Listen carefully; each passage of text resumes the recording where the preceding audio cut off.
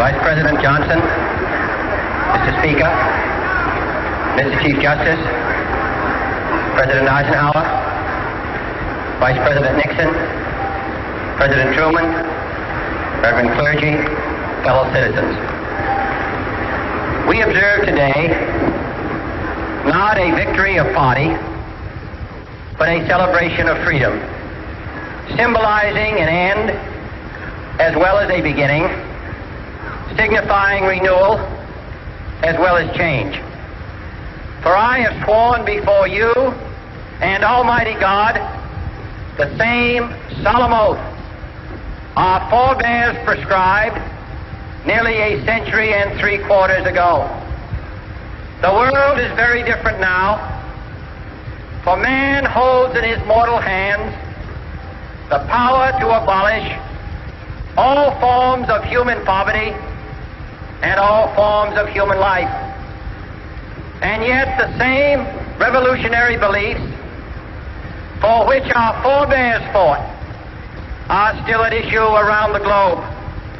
The belief that the rights of man come not from the generosity of the state, but from the hand of God.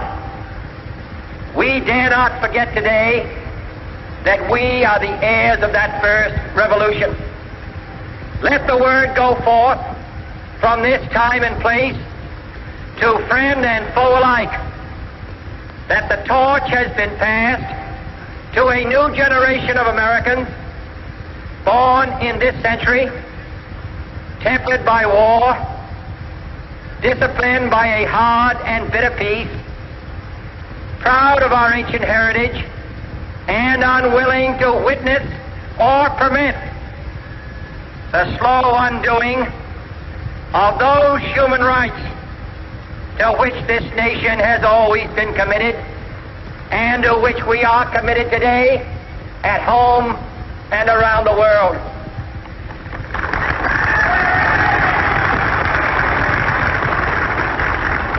Let every nation know, whether it wishes us well or ill, that we shall pay any price, bear any burden, meet any hardship, support any friend, oppose any foe to assure the survival and the success of liberty.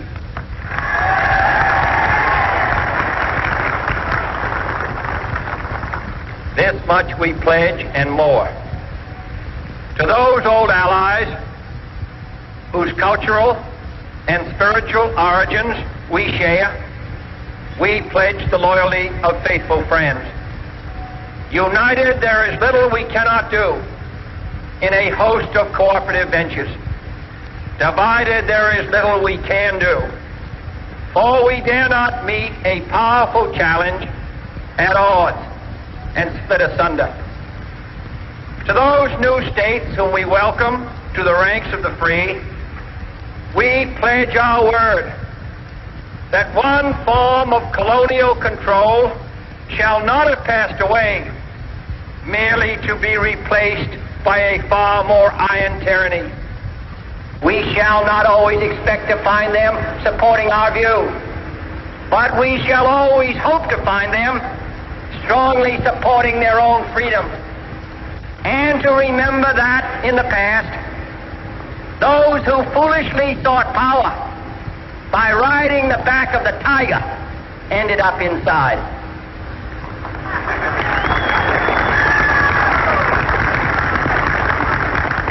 To those people in the huts and villages of half the globe struggling to break the bonds of mass misery, we pledge our best efforts to help them help themselves for whatever period is required, not because the communists may be doing it, not because we seek their votes, but because it is right. If a free society cannot help the many who are poor, it cannot save the few who are rich.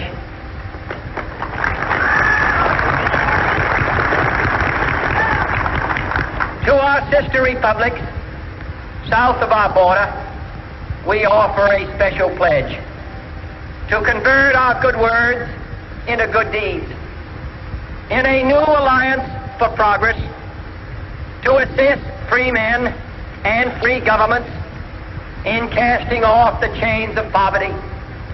But this peaceful revolution of hope cannot become the prey of hostile powers.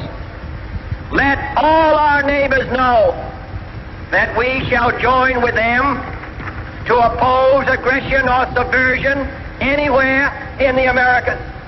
And let every other power know that this hemisphere intends to remain the master of its own house.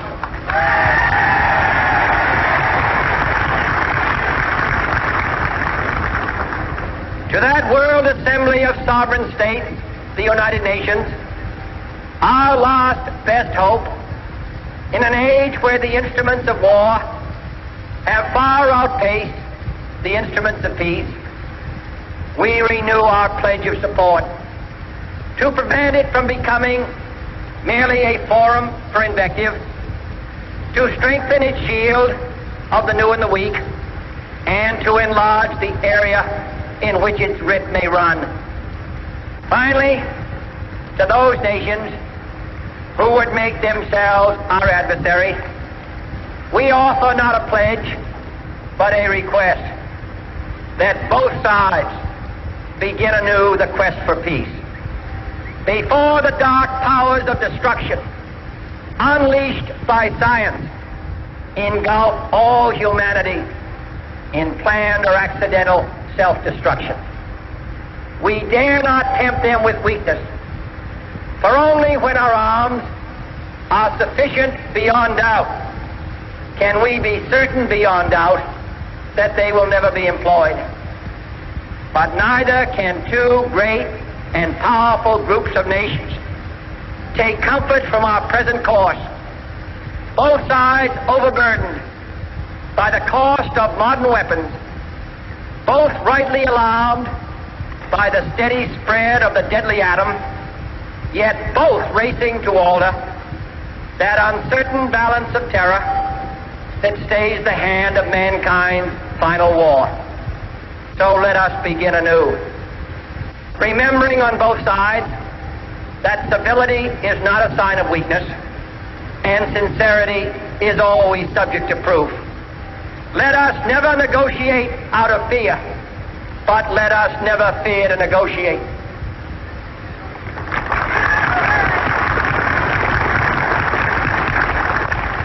Let both sides explore what problems unite us, instead of belaboring those problems which divide us. Let both sides, for the first time, formulate serious and precise proposals for the inspection and control of arms, and bring the absolute power to destroy other nations under the absolute control of all nations.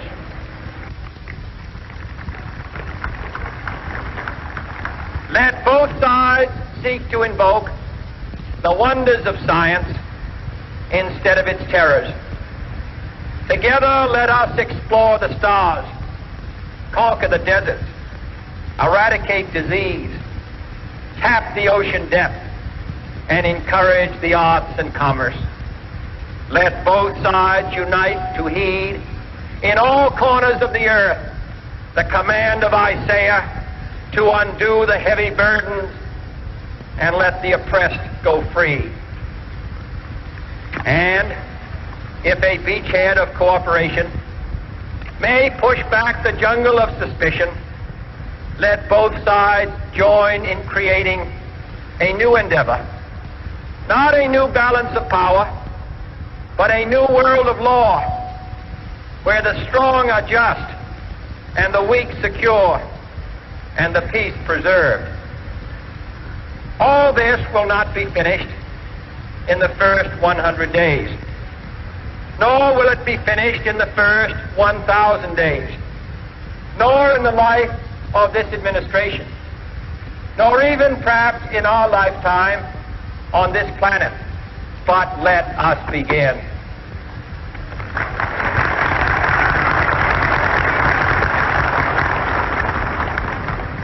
In your hands, my fellow citizens, more than mine, will rest the final success or failure of our course. Since this country was founded, each generation of Americans has been summoned to give testimony to its national loyalty. The graves of young Americans who answered the call to service surround the globe.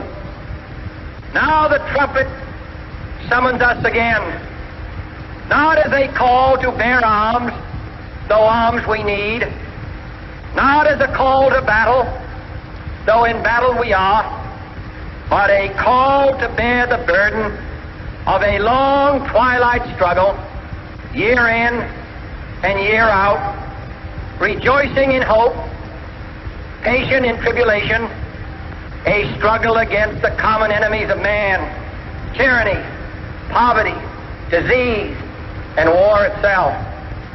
Can we forge against these enemies a grand and global alliance,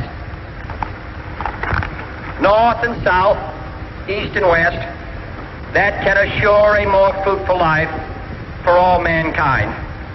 Will you join in that historic effort?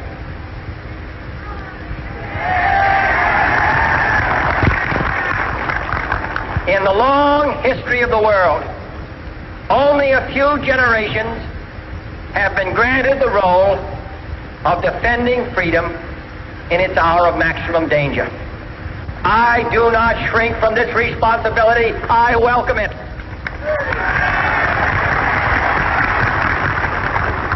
I do not believe that any of us would exchange places with any other people or any other generation.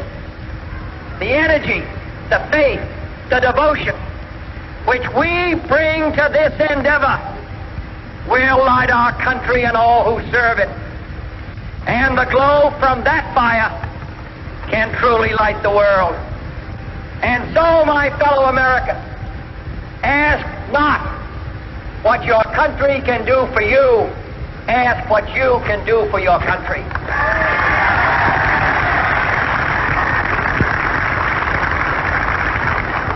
My fellow citizens of the world, ask not what America will do for you, but what together we can do for the freedom of man.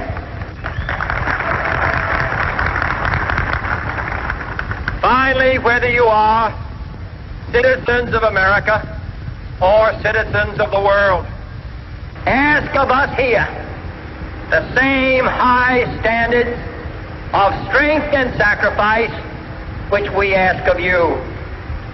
With a good conscience, our only sure reward, with history the final judge of our deeds, let us go forth to lead the land we love, asking His blessing and His help, but knowing that here on earth, God's work must truly be our own.